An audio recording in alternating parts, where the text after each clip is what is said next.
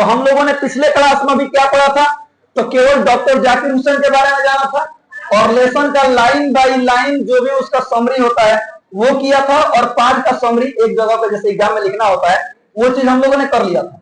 आज हम लोग करने वाले हैं इस चैप्टर का पूरा क्वेश्चन आंसर, यानी वो सारे क्वेश्चन आंसर जो आपके एग्जाम के लिए बहुत जरूरी है, एकदम आसान भाषा में। और हम लोग हमेशा बोलते हैं कि एग्जाम में शब्द लिमिट का ध्यान रखिएगा हमेशा।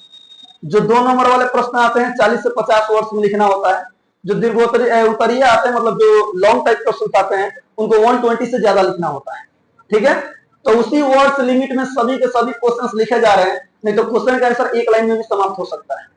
तो जब एक लाइन में समाप्त कीजिएगा तो नंबर उतना अच्छा नहीं आता है, हमेशा याद रखिएगा, ठीक है। तो बेहतर नंबर के लिए बेहतर लिखना बहुत जरूरी है। तो ज्यादा बढ़िया से कहीं समझिएगा प्रत्येक क्वेश्चन और उसके आंसर को। आइए शुरू करते हैं, ठीक है। आज ही हम लोग पूरा क्वेश्चन आंसर, पूरा एक्सप्लेनेशन और पार्ट का पूरा ऑब्जेक्टिव क्लियर करने वाले हैं, ठीक है। कि कल आप लोगों का मंथली टेस्ट होने वाला है इस पार्ट में से, और इंडियन सिविलाइजेशन कल्चर पार्ट में से आपके एग्जाम में क्या रहेगा सर, प्रश्न रहेंगे, बहुत सारे प्रश्न रहेंगे, याद रखिएगा। चलिए शुरू करते हैं। पहला ही क्वेश्चन है, what did doctor Radhakrishnan bring to the presidency. सभी को पता है कि डॉक्टर जाकिर हुसैन के पहले कौन राष्ट्रपति थे, राधाकृष्णन जी थे, और राधाकृष्णन जी के बारे में भी डॉक्टर जाकिर हुसैन ने जिक्र किया है। तो इस पार्ट में मतलब ये क्वेश्चन पूछा जा रहा है कि राधाकृष्णन जब राष्ट्रपति थे तो वो अपने राष्ट्रपति पद पर रहकर कौन सी चीज लेकर आए थे, यानी उन्होंने राष्ट्रपति के पद पर रहकर भारत को क्या दिया। ध्यान दीजिएगा सर, क्वेश्चन का आंसर देखिए कितना आसान लिखा गया है।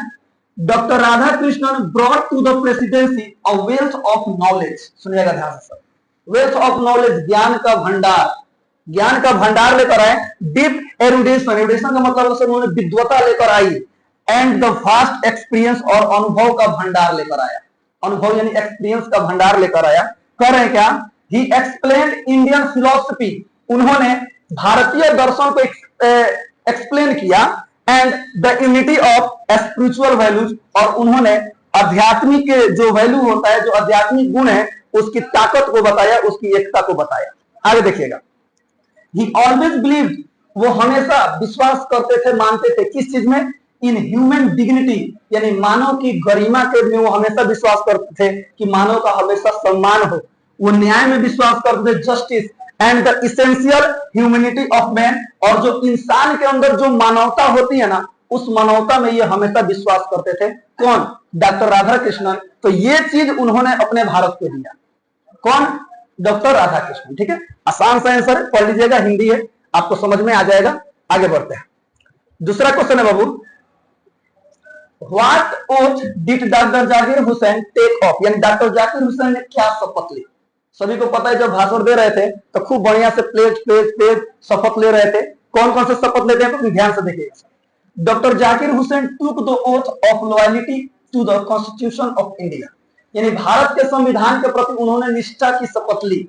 ध्यान से सुनिएगा sir, he pledged to dedicate himself with prayerful humility, जी हाँ, ह्यूमिलिटी एंड टोटल डेडिकेशन। सुनिएगा, उन्होंने पूरा मतलब विनम्रता के साथ, प्रार्थना पूर्ण विनम्रता, यहाँ पर प्रेयरफुल ह्यूमिलिटी का मतलब, एंड टोटल डेडिकेशन, और अपना पूरा समर्पण के साथ अपने आप को उन्होंने समर्पित कर दिया। इस चीज का उन्होंने कसम खाया, यानी कि मैं अपने आप को अपने भारत के संविधान के लिए, अपने भारत के लिए पूरी तरह से अपने आप को समर्पित करता हूं। आगे देखिएगा, he will protect India's rich culture and its constitution, उन्होंने वादा किया, उन्होंने कसम खाया कि मैं भारत की सभ्यता, जो कि एकदम धनी सभ्यता है, जो अभी तक सभ्यता अड़ी है, उस सभ्यता को और इसके संविधान की मैं क्या करूंगा सर, रक्षा करूंगा। प्रोटेक्ट का मतलब होता है रक्षा करना, उसका पालन करूंगा। He took oath that he would work without any distinction of religion and language। सुनिएगा, और उन्होंने अंत में कसम खाया कि मैं काम करूंगा, किस चीज पर काम करूंगा सर, बिना किसी भेदभाव के। तो मेरे अंदर क्या भेदभाव नहीं होगा, किसी प्रकार का मैं धार्मिक भेदभाव नहीं करूंगा, किसी प्रकार का मैं भाषाई भेदभाव नहीं करूंगा। जैसे हमारे भारत में सभी को पता है कि धर्मनिरपेक्ष देश है सर, बहुत सारी भाषाएं बोली जाती हैं, बहुत सारे धर्म के लोग रहते हैं। अब किसी एक धर्म को बढ़ावा दिया जाए, एक धर्म को कम समझा जाए, तो देश में तो सांप्रदायिकता की भावना फैल जाएगी, मारामारी होने लगेगा। तो इस चीज से ऊपर उठकर वो क्या करेंगे सर, काम करेंगे। इन सभी चीजों को वो क्या करते हैं, कसम लेते हैं, ठीक है। चलिए क्वेश्चन नंबर 3, हाँ ये बहुत इंपॉर्टेंट क्वेश्चन है, ध्यान देखिएगा sir. What is the business of education, शिक्षा का क्या कार्य है। तो डॉक्टर जाकिर हुसैन अपने पाठ में, अपने स्पीच में शिक्षा के महत्व के बारे में उन्होंने बताया है। तो ध्यान दीजिएगा sir, according to doctor Zakir Hussain, यानी कि डॉक्टर जाकिर हुसैन जी कौन सा, the true business of education is to bring constant renewal in national culture and character. सुनिएगा सर ध्यान से, यानी कहने का मतलब है कि जो शिक्षा का असली कार्य है ना सर, वो हमारी सभ्यता यानी नेशनल यानी राष्ट्र की सभ्यता और हमारा कैरेक्टर, कैरेक्टर का मतलब हमारा क्या होता है देखो, चरित्र, स्वभाव, इस चीज में बदलाव लाता है। शिक्षा क्या करता है सर, हमारे चरित्र में बदलाव लाता है। देखिएगा मैंने कल ही बताया था कि एक पढ़े लिखे आदमी का जो व्यवहार होता है वो एक अनपढ़ आदमी के व्यवहार से कहीं कई गुना ज्यादा बेहतर होता है। वो ज्यादा सजग, ज्यादा विनम्र और ज्यादा सावधानी से अपनी बातों को रखते हैं और अपनी बातों को प्रस्तुत करते हैं। तो ये चीज करता है शिक्षा। आगे देखिएगा, education is the prime instrument of national purpose. याद रखिएगा सर, जो एजुकेशन है वो शिक्षा है एकदम सबसे मेन हथियार है, प्राइम इंस्ट्रूमेंट है किस चीज का, नेशनल यानी कि राष्ट्रीय उद्देश्यों का।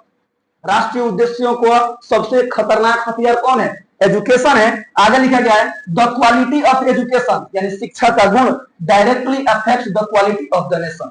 याद रखिएगा सर, जो राष्ट्र जितना ज्यादा शिक्षित होगा, यानी जिस राष्ट्र के लोग जितना ज्यादा शिक्षित होंगे वो राष्ट्र उतना ही डेवलप होगा। याद रखें, वही यहाँ पे कह रहा है कि the quality of education directly affects the quality of the nation, यानी कि शिक्षा का गुण डायरेक्ट इफेक्ट करता है किसको, उसके राष्ट्र को, उसके देश को। आगे देखिएगा, 10 इस प्रकार education builds personality, society and the Nations future. Education किस चीज को सर बिल्ड करता है, क्या बनाता है, पर्सनालिटी, हमारी व्यक्तित्व को बनाता है, सोसाइटी यानी समाज का निर्माण करता है, एंड द नेशंस फ्यूचर और राष्ट्र के भविष्य को तय करता है एजुकेशन। ठीक है, आगे देखिएगा, अगला क्वेश्चन देखिए। हाँ, वही जो ओथ वाला था ना सर, एक शपथ लेना, लेकिन यहाँ पे वही क्वेश्चन है लेकिन थोड़ा सा अलग तरीके से पूछा गया है। What did doctor Zakir Hussain pledge himself to, यानी डॉक्टर जाकिर हुसैन ने किस बात का संकल्प लिया था, उन्होंने किस बात का संकल्प लिया था, तो आंसर देखिए, लिखा गया है, doctor Zakir Hussain pledge himself to the loyalty of India past culture irrespective of its origin. सुनिएगा सर ध्यान से, क्या कह रहे हैं कि डॉक्टर जाकिर हुसैन ने भारत की प्राचीन संस्कृति के प्रति निष्ठा की प्रतिज्ञा की, चाहे उसका मूल कहीं भी हो। अर्थात सुनिएगा सर ध्यान से, हमारे भारत में कल्चर बड़ी विभिन्न विभिन्न प्रकार के हैं, याद रखिएगा।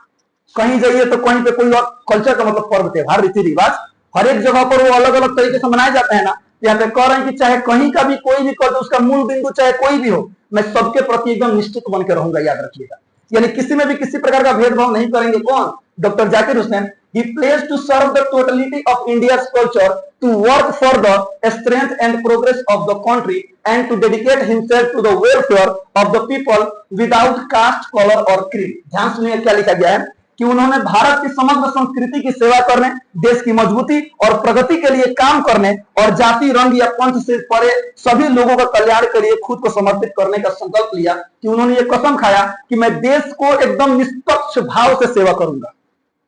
मैं देश में कैसे सेवा करूंगा, एकदम निष्पक्ष भाव से, किसी प्रकार का जाति, रंग, आकार, भाषा, धर्म, किसी प्रकार का मैं भेदभाव नहीं करूंगा। इन सारी चीजों को क्या करते हैं सर, कसम लेते हैं। तो ये था क्वेश्चन नंबर 4। क्वेश्चन नंबर 5 देखिए, लिखा गया है, what does work on oneself mean, यानी कि सुनिएगा, कल मैंने ये क्वेश्चन आया भी था, एक्सप्लेनेशन में मैंने ये चीज कराया था। What is its end product, यानी कि स्वयं पर कार्य का क्या अर्थ है, इसका अंतिम परिणाम क्या है। डॉक्टर जाकिर हुसैन ने समाज को बेहतर बनाने के लिए उन्होंने 2 प्रकार के कार्यों का जिक्र किया है, एक स्वयं पर कार्य और उसके बाद से समाज पर कार्य। याद रहेगा सर, आइए देखते हैं इस क्वेश्चन का आंसर क्या लिखा गया है, ध्यान दीजिएगा।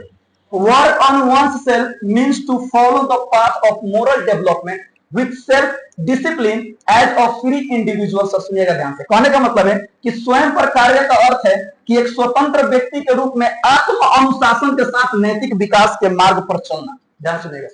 अच्छा, हम क्या है, हमसे बेहतर कोई नहीं जानता, याद रखिएगा। तो हम, हमारे अंदर कौन सा गुण है, कौन सा अवगुण है, ये हम अच्छी तरह जानते हैं। तो हम अपना विकास, अपने अंदर मोरालिटी, अपने अंदर नैतिकता हम स्वयं पर ही काम करके अपने अंदर ला सकते हैं। कोई दूसरे के प्रेरित करने से हम नहीं आ सकता है। जब तक हम नहीं करेंगे तब तक होने वाला नहीं है। जैसे आप लोग को एग्जाम देना है, क्या कोई दूसरा कोई पढ़ के जाएगा तो आप एग्जाम में लिख लेंगे?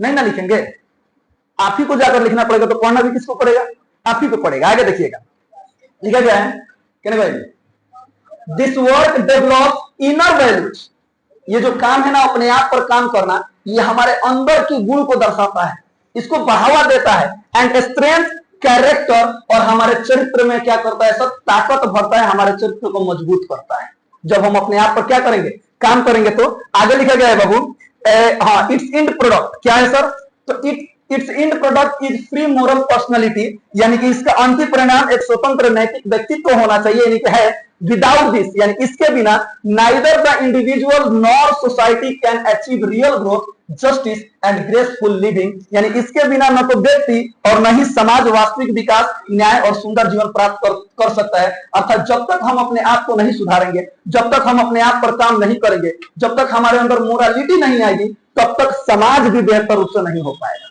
बात समझ में आया? यानी कि हम जहां से बने, हमने अपने आप पर काम करना शुरू किया, तो समाज में भी ऑटोमेटिक कार्य होना क्या हो जाएगा सर, प्रारंभ हो जाएगा, शुरू हो जाएगा। चलिए अगला क्वेश्चन बाबू, what shall we dedicate ourselves to, यानी कि वो हम स्वयं को किसके लिए समर्पित करेंगे, हम अपने आप को किसके लिए समर्पित करेंगे सर, ध्यान दीजिएगा। तो डॉक्टर जाकिर हुसैन सेठ, यानी कि डॉक्टर जाकिर हुसैन जी कहते हैं, क्या कहते हैं sir, we shall dedicate ourselves to the work for the peace, work for the peace, सुनिएगा ध्यान से, of the strong, to moral purpose and to the reconstruction of our material and culture life, सुनिएगा ध्यान से, कह रहे हैं क्या कि हम शक्तिशाली लोगों की शांति, शक्तिशाली लोगों की शांति का मतलब क्या होता है सर, याद रखिए। आज के समय में सर जो लोग हमारे भारत में बात कर, सर जो लोग जितने ज्यादा अमीर होते जा रहे हैं ना, उतने ज्यादा धाधाते जा रहे हैं, ज्यादा ना समझ में आ रहा है। तो देखिए, यानी कहने का मतलब है कि हम अपना ताकत का प्रयोग करें, ध्यान सुनिएगा, हम कितना हो भी शक्तिशाली हैं, कितना हो भी पावरफुल है, अच्छी बात है, लेकिन हमारा ताकत का प्रयोग मोरल पर्पस के लिए होना चाहिए। मोरल पर्पस समझ में आ रहा है? एक बड़ी बढ़िया बात करते हैं सर, खान सर कहते हैं, जी हाँ, इसमें कोई सिखाते हैं सर, आप कितना हो भी अमीर हो जाइए, कितना हो भी अमीर हो जाइए, जब आपके पास कोई गरीब बैठे ना, उसको ये फील नहीं होना चाहिए कि हम गरीब हैं और आप अमीर हैं, तब आपके अमीर होना सफल है, तब आप एक बेहतर अमीर है। ना तो खूब अमीर है, गरीब आदमी बढ़ गया गलत बात है सर, ऐसा नहीं होना चाहिए। आगे देखिएगा, यहां तो देखिए क्या क्या सर, नैतिक उद्देश्यों और अपने भौतिक एवं सांस्कृतिक जीवन के पुनर्निर्माण के लिए स्वयं को समर्पित करेंगे, यानी इन सभी कार्यों के लिए हम अपने आप को समर्पित करेंगे। We must engage in silent, sincere, steady and honest work for the progress of both individuals and society without idleness or frustration. ध्यान सुनिएगा, कहने का मतलब है हमें व्यक्ति और समाज दोनों के प्रति सर, हम दोनों के प्रगति के लिए बिना किसी आलस्य या निराशा के मौन, निष्ठापूर्वक, स्थिर और ईमानदार कार्य में संलग्न रहना चाहिए। कार्य इतनी सावधानी से करो कि सफलता शोर मचा दे। माने थोड़ा सा फीलिंग यहाँ पर, मीनिंग यहीं पर है कि हम कार्य करेंगे, समाज, वह कार्य समाज के लिए भी होगा, वह कार्य अपने लिए भी होगा, और कार्य कैसा होगा सर, एकदम शांति से करेंगे, एकदम हिंसा पूर्वक करेंगे, हिंसा नहीं सर, सॉरी, और हिंसा पूर्वक करेंगे, कार्य करेंगे तो ठीक है। तो ये कह रहे हैं डॉक्टर जाकिर हुसैन के, हमारा पर्पस ये होना चाहिए। अब देखिए, On what occasion did Dr. Zakir Hussain deliver this speech? Question पूछा है सर, किस मतलब अवसर पर उन्होंने अपना भाषण दिया था, किस अवसर पर? अब ये वाला लाइन शायद आपने कहीं देखा होगा, doctor Zakir Hussain delivered this speech just after taking the oath as the third president of India in 1967. 1967 में जब राष्ट्रपति के पद पर चुने गए थे, तो अपना पहला भाषण में अपना स्पीच दिए थे, ठीक है सर। आगे देखिएगा, in his first presidential speech, addresses, सुनिएगा, he expressed gratitude, paid tribute to Dr. Radha Krishnan, सुनिएगा सर ध्यान से, लोगों को थैंक्स बोलते हैं, बोलते कि नहीं बोलते हैं सर, राधा कृष्णन जी को तनी श्रद्धांजलि देते हैं, क्योंकि उनके मरने के बाद उनको चुना गया था, तो उनके बारे में भी थोड़ा सा बात करते हैं। एंड प्लीज, वादा करते हैं टू सर्व द कॉन्स्टिट्यूशन, संविधान के प्रति वो हमेशा निष्ठित रहेंगे, इस चीज का वादा करते हैं। इंडियन कल्चर, भारतीय सभ्यता के प्रति क्या करते हैं सर, वो वादा करते हैं, वचन देते हैं, कसम खाते हैं। And the welfare of all citizens, और पूरे भारतीयों के कल्याण के प्रति वो कसम खाते हैं। उन्होंने शपथ लेने के बाद यही ना कहा था सर, उन्होंने शपथ लेने के बाद क्या किया था, सबसे पहले लोगों को धन्यवाद कहा, और धन्यवाद कहने के बाद क्या कहा था सर, थोड़ा डॉक्टर राधा कृष्णन जी के बारे में कुछ बताया था। उसके बाद उन्होंने क्या किया था, उसके बाद से उन्होंने वादा किया था कि मैं ये कार्य करूंगा, ठीक है। और भी बहुत सारी बातें हैं सर, तो बस 2 नंबर वाला में कितना लिखो, आगे देखिए। Question number 8 and question number last. ठीक है सर, क्या बोल रहे हैं हम? Question number 8 and question number last, ध्यान से सुनिएगा। Why does Dr. Zakir Hussain call India the young state of an ancient? सुनिएगा पीपल, हाँ पीपल होगा, हाँ है, सुनिएगा ध्यान से। डॉक्टर जाकिर हुसैन भारत को प्राचीन लोगों का युवा राज्य क्यों कहते हैं? सुनिएगा ध्यान से, क्यों कहते हैं? सभी को पता है कि हमारा देश भारत आजाद हुआ था, 200 वर्षों तक अंग्रेजों का गुलाम रहा, उसके बाद से हमारा देश आजाद हुआ। तो याद रखिएगा सर, आजाद होने के बाद भी हमने अपना कल्चर नहीं छोड़ा, हमने अपना सभ्यता नहीं छोड़ा, उसी सभ्यता के साथ हम जीवित हैं। इसी कारण से क्या कह रहे हैं डॉक्टर जाकिर हुसैन कि हम लोग नया राज्य है, हम लोग आजाद में तो भाई नया है, राज्य हमारा नहीं है, लेकिन लोग क्या है सर, आज भी पुराने हैं, क्योंकि हमारी सभ्यता क्या है, पुरानी है। थोड़ा सा समझ में आ गया? आइए आंसर क्या लिखा गया है। लिखा गया है doctor Zakir Hussain called India the young state of N ancient people. सुनिएगा, यानी कि डॉक्टर जाकिर हुसैन भारत को क्या कहते हैं सर? कि ये प्राचीन लोगों का युवा राज्य है। क्या कहते हैं? यह प्राचीन यानी पुराने लोगों का एक नया राज्य है। बिकॉज, क्योंकि the constitution and democratic state of India were newly created after independence. यानी आजादी के बाद हमारा जो संविधान है और जो डेमोक्रेटिक स्टेट का मतलब होता है जो ये राजतांत्रिक जो राज्य होता है, सुनिएगा, ये जो राज्य है ये नया नया बनकर आया है, नया नया उभर कर आया है। ठीक है सर, आगे देखिएगा, ये सुनिएगा, India's people carry N ancient culture heritage, यानी अभी भी जो भारत है ना sir, thousand of years old, हमारी जो हजारों साल पुरानी जो सभ्यता है ना, उसी को पकड़ कर रखी है, उसी पर चल रही है। आगे देखिएगा, 10 इस प्रकार अ यंग पॉलिटिकल सिस्टम को exist with an ancient civilisation and tradition, यानी कि इस प्रकार हम कह सकते हैं कि हमारा जो हमारी जो सभ्यता है, हम जो लोग हैं आज किस पर जी रहे हैं सर? अपनी पुरानी सभ्यता पर जी रहे हैं, पुराने कल्चर पर जी रहे हैं। इस प्रकार हम कह सकते हैं कि हमारा देश जो है वो नया है, लेकिन हमारे जो लोग हैं वो क्या है? पुराने हैं। आगे देखिएगा, तो क्वेश्चन खत्म। अब क्या शुरू होता है बाबू? एक्सप्लेनेशन। एक्सप्लेनेशन का मतलब क्या होता है? तनिषा व्याख्या करें, तनिषा नहीं, 4 नंबर का आएगा, याद रखिएगा। आइए व्याख्या करते हैं सर। पहला ही लाइन है, the whole of Bharat is my home and it's people are my family, यानी पूरा का पूरा भारत मेरा घर है और इसके लोग मेरे क्या है सर? परिवार के लोग हैं, परिवार। ठीक है, यानी परिवार के सदस्य हैं। आगे देखिएगा, तो ये वाला लाइन से आप लोग खूब बढ़िया से परिचित हैं सर।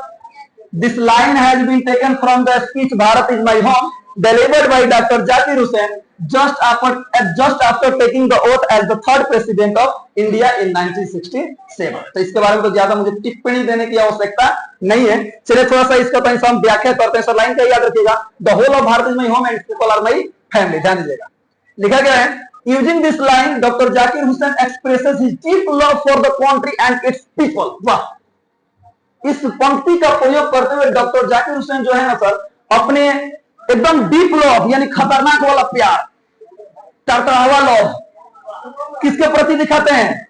सुनिएगा, अपने देश के प्रति और इस देश के लोगों के प्रति मतलब व्यक्त करते हैं, बताते हैं।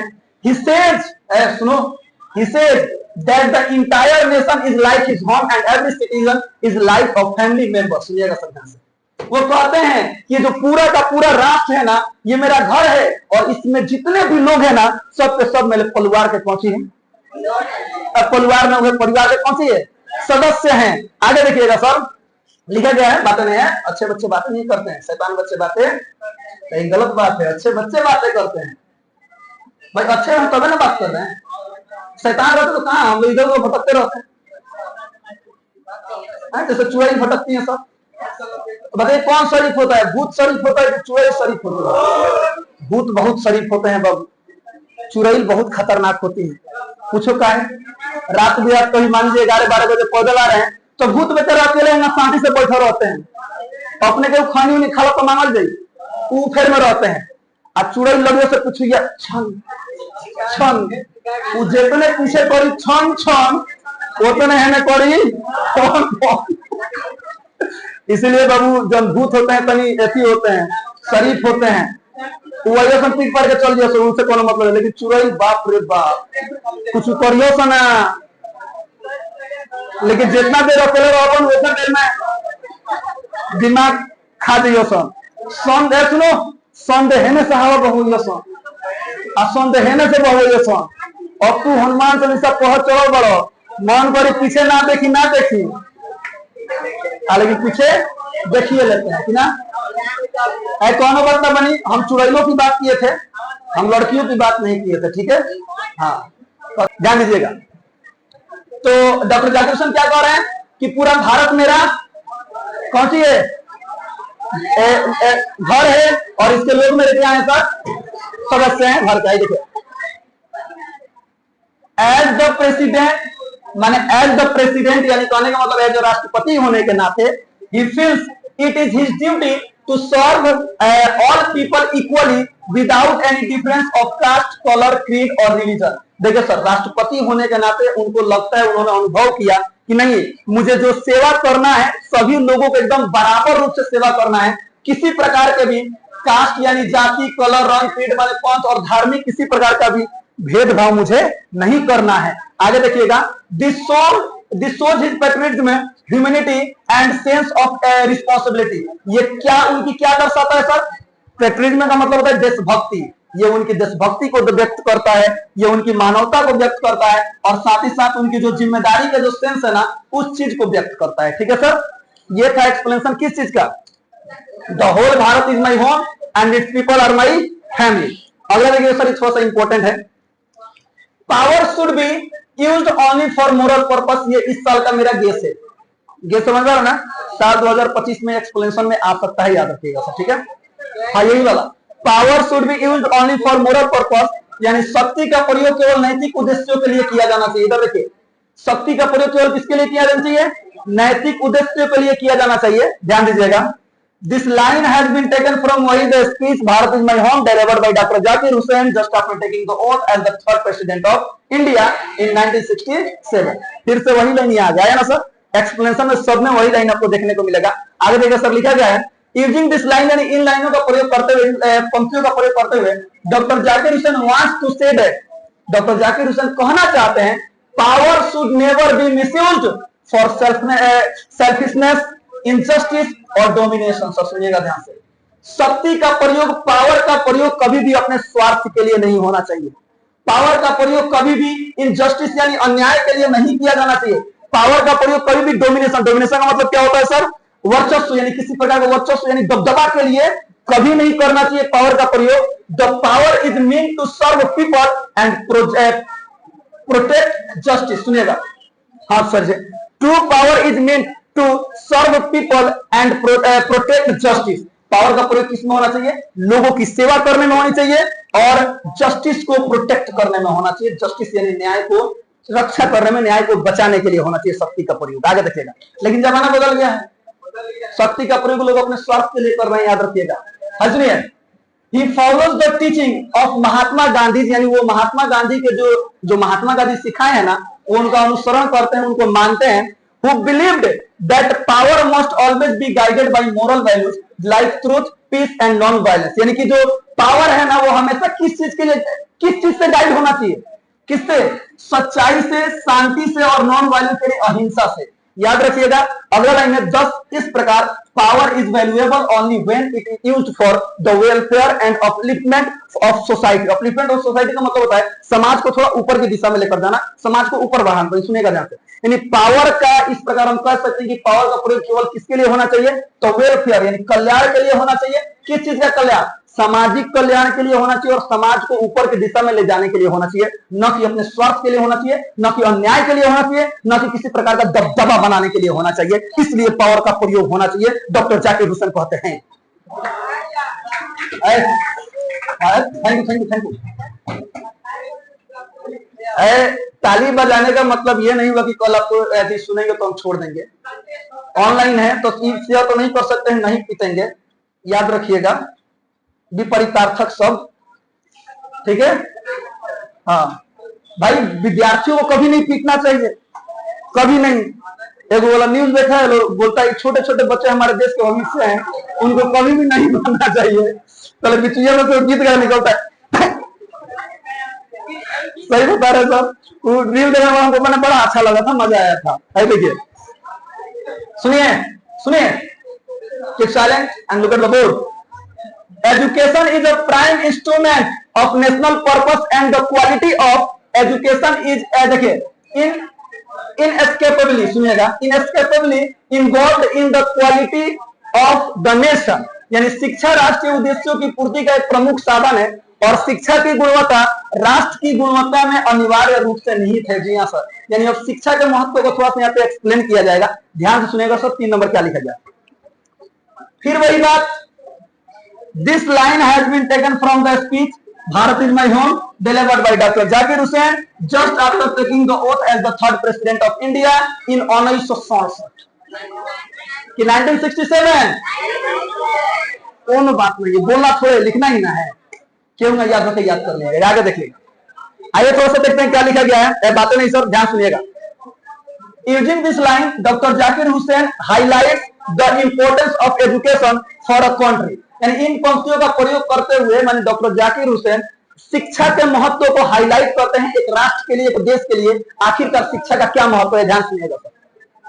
He says, वो कहते हैं that education is the most powerful tool to achieve national goals, यानी कि सबसे खतरनाक, सबसे पावरफुल हथियार है, सबसे पावरफुल कुंजी है, कौन सी? शिक्षा, किसी भी राष्ट्रीय गोल यानी कि लक्ष्य को प्राप्त करने के लिए, याद रखिएगा सर।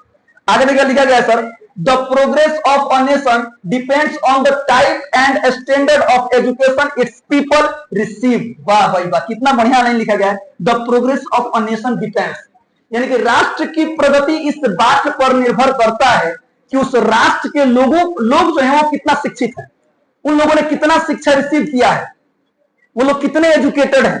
राष्ट्र का प्रगति, राष्ट्र का विकास इस बात पर निर्भर करता है, जैसे एक परिवार का विकास किस चीज पर निर्भर करता है सर, कि उस परिवार में लोग कितने ईमानदार हैं, तब वो परिवार ज्यादा दिन तक टिकता है, ज्यादा दिन तक सर ईमानदारी के साथ सभी लोग एक साथ जुड़े रहते हैं।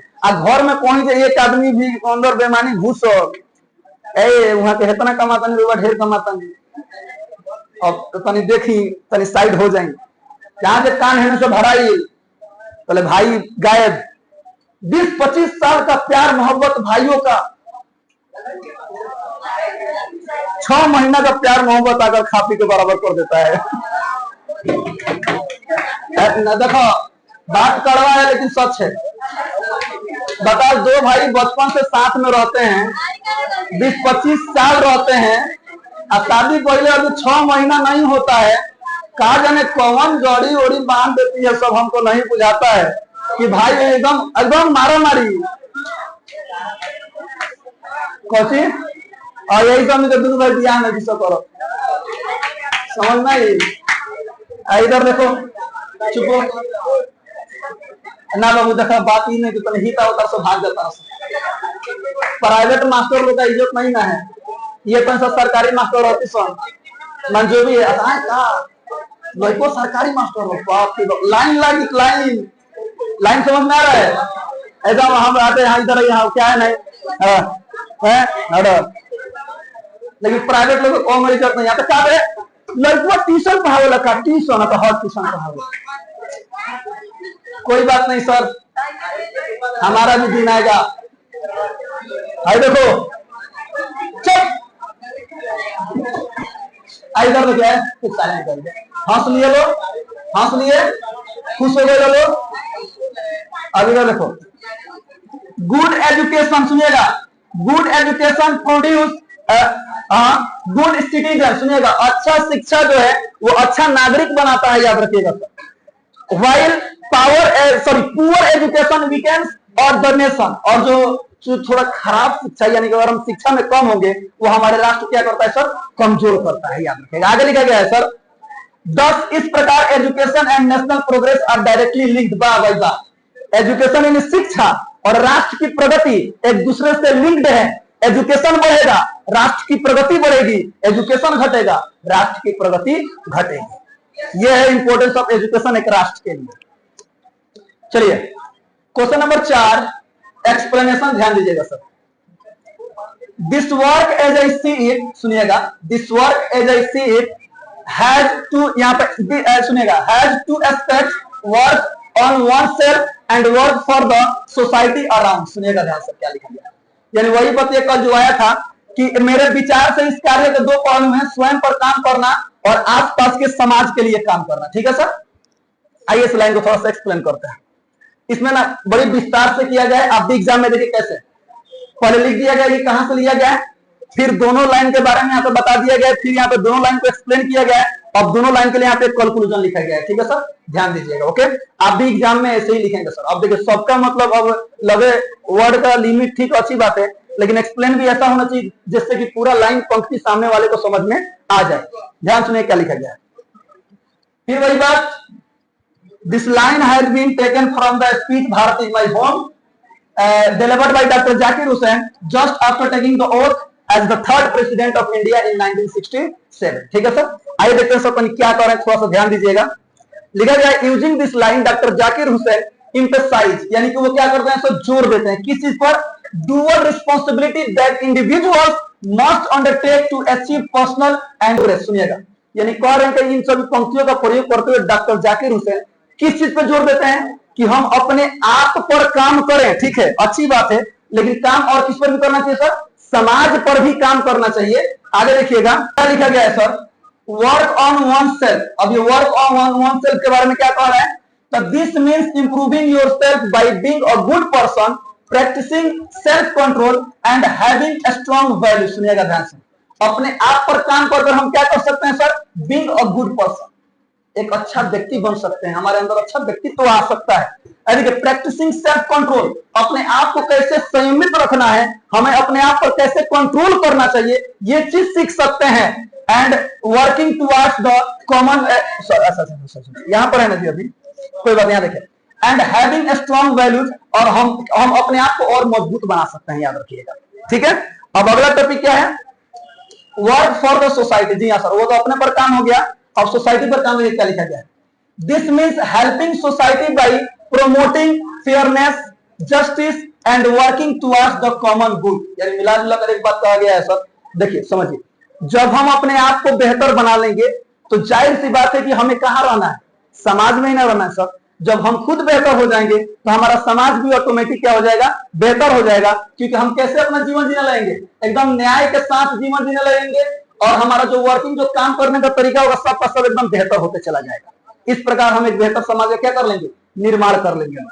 चलिए अगला लाइन है, हाँ इन दोनों लाइन को मिला करके लिख दिया गया है सर, दिस टू आइडियाज, जो दो आइडिया दिया गया है कि अपने आप पर काम करना और समाज के लिए काम करना, आर कनेक्टेड, दोनों एक दूसरे से क्या हुए हैं सर, जुड़े हुए हैं। Self improvement leads to the better society, अपने आप में इंप्रूवमेंट करना एक बेहतर सोसाइटी को, एक बेहतर सोसाइटी बनाता है। And better society help individual growth, और एक बेहतर समाज जो है वो हमारे ऊपर भी अपना प्रभाव छोड़ता है, और वो हमारे ऊपर भी जब उसका, जैसे मान लीजिए समाज बेहतर होगा ना सर, हम जिस परिवेश में रहते हैं ना, हमारा आचरण भी उसी परिवेश का जैसा है होता है, याद रखिएगा सर। आप किसी किसी क्षेत्र में चल रहे सर, उधर के सभी बच्चे केवल पढ़ाई में लगे हुए हैं, किसी प्रकार का नशा नहीं, किसी प्रकार कुछ नहीं। आप किसी क्षेत्र में चले जाइए, कुछ बच्चे पढ़ रहे हैं, लेकिन कुछ बच्चे के, ज्यादातर बच्चे देखा देखी में आकर के नशे की दुनिया में चले गए हैं। तो जैसा समाज रहता है ना सर, लोग वैसे राह पे चल देते हैं। आगे देखिएगा, बातें बंद, हाँ ये भी खत्म। सबसे last, the past is not dead and static, it is alive and dynamic. कल आया था सर, तो जो अतीत है वो मृत और स्थिर नहीं है, सुनिएगा, बल्कि जीवंत और गतिशील है। कल मैंने इसके बारे में बताया था ना सर, कि देखिए पास्ट जो है ना, सुनिएगा, कभी मरता नहीं है, ध्यान सुनिएगा। वो क्या होता है सर, क्या है, हम अपने भविष्य को सुधार सकते हैं वर्तमान में कार्य करके, किस चीज से सीखकर, पास्ट से सीखकर। पास्ट में नहीं जा सकते हैं, पास्ट में हम कभी नहीं जा सकते हैं, ना ही पास्ट हमारे पास आ सकता है, लेकिन हाँ हम पास्ट से प्रेरणा ले सकते हैं, पास्ट से हम सीख सकते हैं। फिर वही बात, this line has been taken from the speech Bharat in my home delivered by doctor Zakir Hussain just after taking the oath. Hello, अरे भाई वही बात है, इसलिए पांचों बार वह बतिया पढ़ रहे हैं, बताइए दोनों मतलब हो। अच्छा जो भी है, एक्चुअली एक्सप्लेनेशन ऐसे ही किया जाता है, ठीक है। आगे देखिएगा सर, एक्सप्लेन ऐसे ही किया जाता है, ठीक है। यहाँ देखिए, keep silent. Using this line, Dr. Zakir Hussain wants to say that the past is a living force which guides our present and shapes our future। सुनिए क्या कह रहे हैं सर, इन पंक्तियों के माध्यम से डॉक्टर जाकिर हुसैन कहना चाहते हैं कि अतीत एक जीवंत शक्ति है जो हमारे वर्तमान का मार्गदर्शन करती है और हमारे भविष्य को आकार देती है।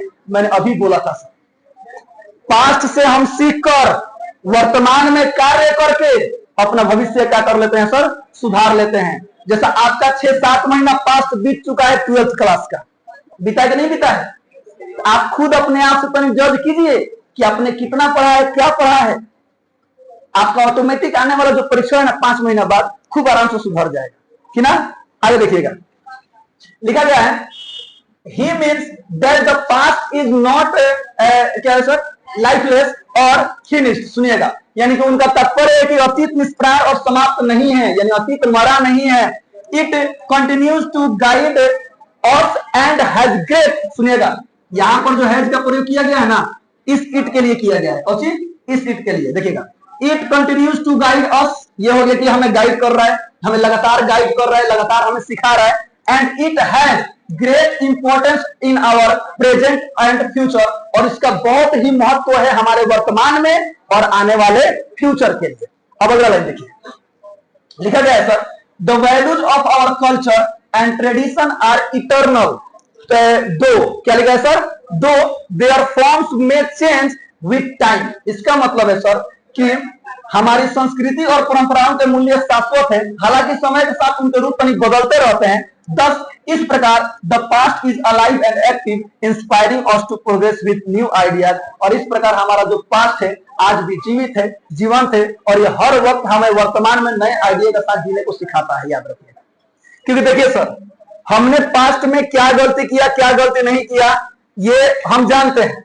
तो क्या हम उस पास्ट में जाकर अपनी गलती को सुधार सकते हैं? नेवर, कभी भी नहीं सुधार सकते हैं। लेकिन हाँ, इस चीज को हम जान सकते हैं कि हमने पास्ट में ये गलती किया, तो हम आगे चलकर हमारे साथ ये हो सकता है, तो हम अपना वर्तमान सुधार सकते हैं कि हमारे साथ ऐसा कभी फ्यूचर में ना हो। ओके, चलिए आप ऑब्जेक्टिव ध्यान से देखते हैं सर। ऑब्जेक्टिव का जमाना है, पता है ना सर, 50 गो में 50 गो कहूंगा सही करके आना है। ठीक है, आइए शुरू करते हैं। जिसको जो मालूम होगा बताइएगा। मालूम क्या नहीं होगा, सब तो मालूम होगा, हमें पता है सर। अन्ना मालूम है तो हम तो बोलने वाले। Bharat is my home is an extract from whose speech. किनके भाषण का ये स्पीच का मतलब कौन से? Doctor Zakir Hussain. When did Dr. Zakir Hussain deliver this speech? बहुत बढ़िया। अपना भाषण उन्होंने कब दिया था? 1967 में दिया था। On what occasion was the speech delivered? किस अवसर पर उन्होंने अपना भाषण दिया था? कौन सी?